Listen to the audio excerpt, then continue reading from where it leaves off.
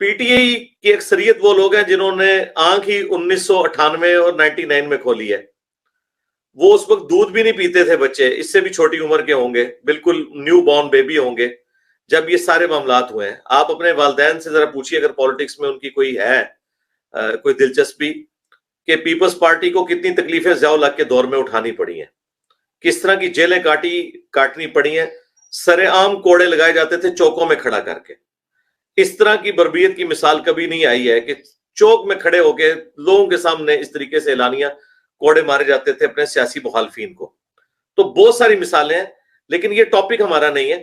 باقی میں آپ کو بتاؤں، میں چونکہ ایک نیوٹرل نظر سے دیکھ رہا ہوتا ہوں، میرے پاس یعنی ہر طرف کی رائے بھی موجود ہوتی ہے اور وہ چیزیں میں دیکھ بھی رہا ہوتا ہوں.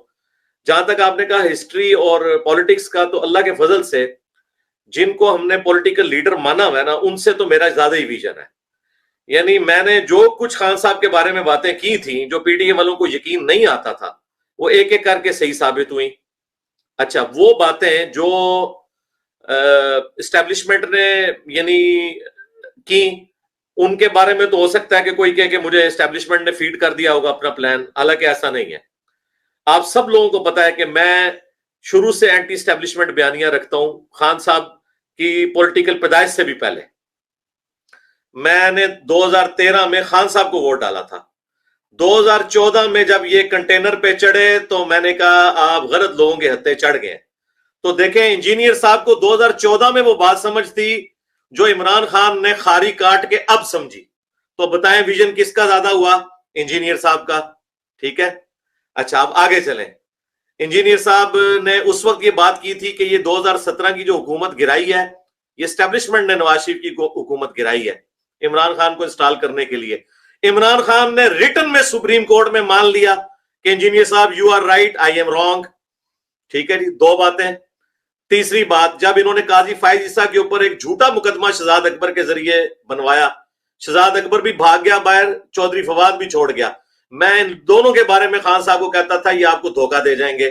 انجینئر صاحب اگین رائٹ، خان صاحب نے پھر میجورٹی کا ثبوت دیا. اور آج خان صاحب سب کو کہہ رہے ہیں کہ یہ کیس غلط بنایا گیا ہے. خود عارف علوی نے ویڈیو میں آ کے کہا کہ خان صاحب بھی مانتے ہیں اور میں بھی مانتا ہوں یہ کیس ہم نے غلط بنایا تھا. ٹھیک ہے، اچھا آپ اس طرح لسٹ ڈاؤن کریں. اچھا پھر خان صاحب جب سینٹ کے اپنا انہوں نے سنجرانی کو چیئرمین بنوا لیا تھا اپنی مائنورٹی کے باوجود، اور انہوں نے جس طریقے سے آئی ایس آئی کے ذریعے بندوں کو انگیج کیا، یہ خود انہوں نے اپنی پوڈ کاسٹ میں مانا ہے کہ میں فیض حمید کے ذریعے ان کو کنٹرول کرتا تھا اور میں اپنا الیکشن جیتا رہا ہوں. پھر انجینئر صاحب صحیح نکلے کہ خان صاحب جو ہے وہ اسٹیبلشمنٹ کا اعلی کار بنے ہوئے تھے اس وقت. اچھا اس طرح آپ لسٹ ڈاؤن کریں تو اللہ کے فضل سے میرے ساتھ کوئی بھی دنیا کا بڑے سے بڑا چیمپئن اوپر سے لے کے نیچے تک فیکٹس اینڈ فیگرز میں، اور میں اس میں کوئی اپنی دلیل نہیں پیش کروں گا. میں خان کی 2 ویڈیوز چلا دوں گا، جس طرح میں بریلویوں کو شکل دکھاتا ہوں ان کی کتابوں کی شکل میں خان کی 2 ویڈیو دکھاؤں گا کہ خان یہاں یہ کہہ رہا تھا، اب اس کو جو ہے نا وہ ڈیموکریسی یاد آ گئی ہے. خان یہ کہہ رہا تھا، اب اس کو یاد آ گئی ہے. رہا اب کا معاملہ، تو اب تو بھائی خان صاحب تو میرے والے پیج پہ آ چکے ہیں. ٹھیک ہے، خان صاحب جب بار بار کہتے تھے ہم سیم پیج پہ، اس کا مطلب کیا تھا؟ وہ کہتے تھے کہ میں، یہ پیج کون تھا؟ اسٹیبلشمنٹ جس کی گود میں وہ بیٹھے ہوئے تھے. تو یہ میں نے ان کو کہا تھا کہ آپ یہ بولا کریں سیم پیج.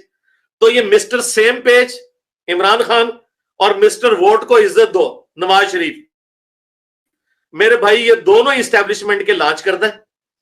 جب ان کو نکالا جاتا ہے یہ ہمارے بیانیے پہ آ جاتے ہیں. آج آپ ان کو بحال کریں یہ پھر ان کی گود میں بیٹھیں گے. تو انجینئر صاحب کا عقیدہ پہلے دن سے وہی ہے. یہ ہمارے پولیٹیشنز کے عقائد جو ہے نا بدلتے رہتے ہیں، اور ہمیں یہی ان کو دلانا ہوتا ہے کہ خدا کے لیے آپ یہ نہ کریں. ابھی میری ایک پوڈ کاسٹ ریکارڈ ہوئی ہے، ہسٹوریکل پوڈ کاسٹ، پاکستان میں کس طرح تبدیلی لائی جا سکتی ہے، اسلامک نظام، اقامت دین، یہ ایون والوں نے کی ہے. وہ کچھ دنوں میں اپلوڈ ہو جائے گی، اس کی وہ ایڈیٹنگ کر رہے ہیں. اس میں نے، آپ اندازہ کر سکتے ہیں وہ کتنے انٹلیکچوئل قسم کے ان کے وہ سوال کرنے والے لوگ ہیں. انہوں نے پوری تیاری کی ہوئی تھی، 1 گھنٹے کی ریکارڈنگ ہے، ایکسٹرا آرڈنری ریکارڈنگ ہے. میں نے اس میں کھول کے ہر چیز بیان کی ہے. ہم جب بھی بولتے ہیں ملک کے درد میں بول رہے ہوتے ہیں. خان صاحب نے اب جو بیانیہ اڈاپٹ کیا ہے تو اس کا مطلب یہی ہے کہ وہ بیانیہ ان کا غلط تھا. جب وہ نیب کے ساتھ مل کے مخالفین کو جیلوں میں ڈال رہے تھے، اب میں نے خان صاحب کو کہا کہ فضل الرحمان کے پاس آپ تعزیت کے لیے بندہ بھیجیں, پوری زندگی اس کو آپ گالیاں دیتے رہے, آپ نے آپ بندے بھیج دیے. خان صاحب نے, یہ میرا گولڈن کوڈ یاد رکھیے گا, اپنی زندگی میں ایک بات پہ صرف یو ٹرن نہیں لیا, اور وہ یہ ہے کہ میں ملک چھوڑ کے نہیں جاؤں گا. ہم سب دعا کرتے ہیں اجتماعی کہ اللہ کرے کہ وہ اس پہ یو ٹرن نہ لیں. باقی اللہ کے فضل سے کوئی ایک بات بھی نہیں جس میں انہوں نے یو ٹرن نہ لیا ہو, ہر بات پہ یو ٹرن لیتے ہیں.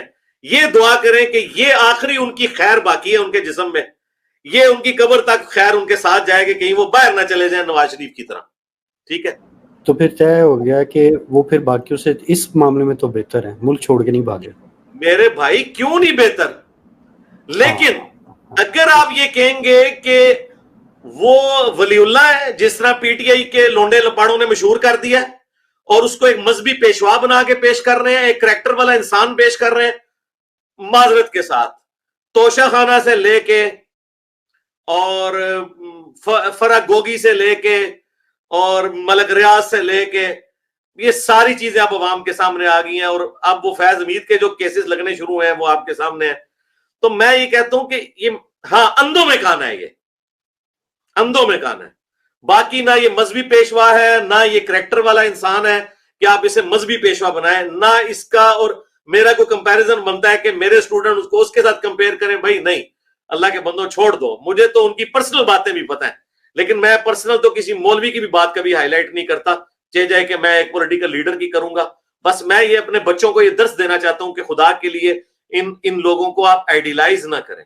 راہ بہتری ہو تو میں نے جمیل فاروقی کی پوڈ کاسٹ میں بھی کہا ہے, ٹھیک ہے, وہ یہ بات ہے. لیکن مجھے اس بات کا ہمیشہ دکھ رہے گا کہ خان صاحب نے جب ان کے سر سے پانی گزر گیا پھر ان کو یہ یاد آیا کہ میں نے یہ کرنا ہے. انہوں نے خود, ہاں وہ ایک اور بات بھی, باجوہ صاحب کو ایکسٹینشن دے رہے تھے, میں شروع سے کہہ رہا تھا کہ کسی فوجی کو ایکسٹینشن نہ دیں, فوج کا ادارہ برباد ہو جائے گا. اب خان صاحب کہتے ہیں میری غلطی تھی. تو خان صاحب کی غلطیوں کی ایک لسٹ ہے, ٹھیک ہے. تو یہ غلطیاں اگر پی ٹی اے والے نہیں مانتے اور کہتے ہیں خان ادھر بھی درست تھا, خان ادھر بھی درست ہے, تو اس کا کیا مطلب ہے کہ انہوں نے اسے منی پیغمبر ڈکلیئر کر دیا.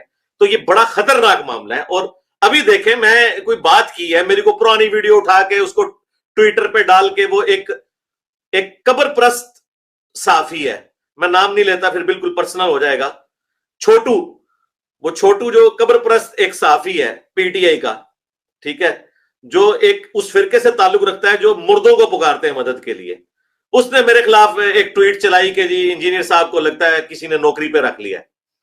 یہ وہ لوگ جو خود فیض حمید کی نوکری کرتے رہے, ٹھیک ہے جی, ان لوگوں نے مجھے یہ کہنا ہے, میں نے تو تم لوگوں کو چھوڑا 2014 میں کنٹینر پہ ان کی نوکری کرنے کی وجہ سے تھا, تو مجھے تم اسٹیبلشمنٹ کے خلاف بیانیاں سکھاؤ گے, ٹھیک ہے. جو فیض حمید کی تنخواہوں میں پلتے رہے یہ سارے صحافی اور یوٹیوبرز, یہ آج ہمیں آگے بتائیں گے اور میرے خلاف ٹرینڈ چلا رہے ہیں. ایک بندے نے ایک ٹرینڈ چلایا کہ جی انجینئر صاحب نے کوئی عہدہ قبول کر لیا ہے. وہ لوگ جو خود ان کے عہدے قبول کرتے ہیں مجھے کہہ رہے ہیں بھائی مائی فٹ کوئی بڑے سے بڑا عہدہ.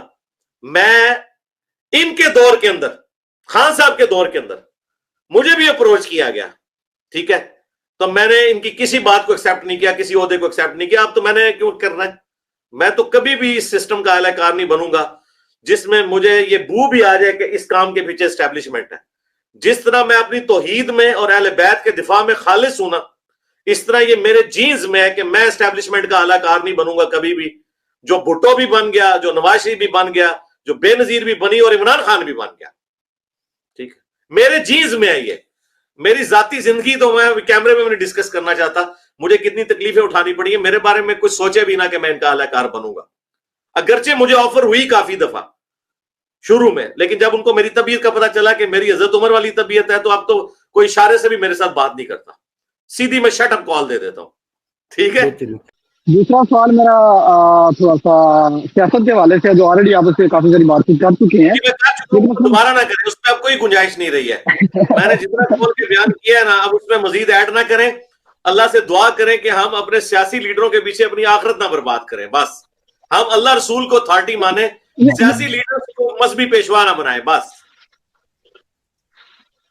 ٹھیک ہو گیا. لیکن میرا اس پہ نا آپ کے الفاظ کے حوالے سے تھوڑا سا تحفظات تھے, کیونکہ جب آپ میاں صاحب کے لیے بات شروع کرتے ہیں تو آپ ان کے لیے یہ کہتے ہیں کہ اسٹیبلشمنٹ کے اعلی کار بنے, اور جب خان صاحب کی بات آتی ہے تو آپ کہتے ہیں وہ گود میں بیٹھ کے آئے یا گود میں بٹھا کے ان کو لایا گیا. تو اس کے اوپر میرا آپ سے ہے کہ ایسے الفاظ اس کی وجہ بتا دو کیا ہے, اس کی وجہ کیا ہے, بڑی اس کو مختصر بہت اچھا ہے. اب بلال بھائی اس حصے کو بھی اس میں جوڑ دینا. اس کی وجہ یہ ہے کہ وہ لوگ جو ہے نا, نواز شریف, بے نظیر, زرداری, یہ اپنے اس بلنڈر کو مانتے ہیں. اسی لیے انہوں نے 2007 میں چارٹر آف ڈیموکریسی لکھا ہے اور اس میں انہوں نے مانا ہے کہ ہم, آپ کی خواہش کے لیے میں بول دیتا ہوں کہ ہم اسٹیبلشمنٹ کی گود میں بیٹھے رہے. انہوں نے اپنی غلطی مان لی ہے. لیکن خان اور ان کے ماننے والے کہتے ہیں خان اس وقت بھی ٹھیک تھا, خان اب بھی ٹھیک ہے.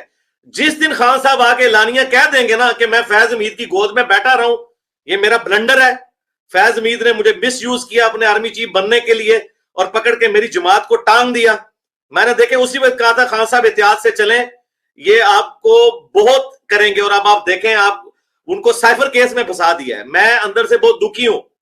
میں نے ابھی بھی اپنی ویڈیو میں, لاکھوں لوگ میری ویڈیو دیکھ چکے ہیں جو اپلوڈ ہوئی ہے, میں نے آرمی چیف سے کہا کہ اگر آپ فیض حمید اور باجوہ کو سزا نہیں دے سکتے تو پلیز خان صاحب کو بھی چھوڑ دیں.